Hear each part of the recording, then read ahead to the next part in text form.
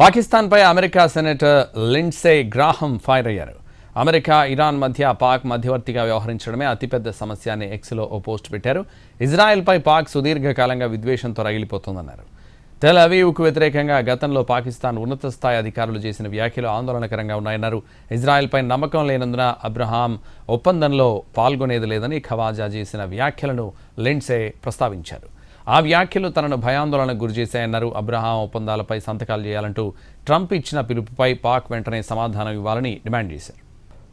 పాకిస్తాన్పై America senator Lindsey Graham fire అయ్యారు. America, Iran మధ్య పాక్ మధ్యవర్తిగా వ్యవహరించడమే అతిపెద్ద సమస్య అని ఎక్స్లో ఓ పోస్ట్ పెట్టారు. ఇజ్రాయెల్పై పాక్ సుదీర్ఘకాలంగా విద్వేషంతో రగిలిపోతుందన్నారు. టెల్ అవీవ్కు వ్యతిరేకంగా గతంలో పాకిస్తాన్ ఉన్నత స్థాయి అధికారులు చేసిన వ్యాఖ్యలు ఆందోళనకరంగా ఉన్నాయన్నారు.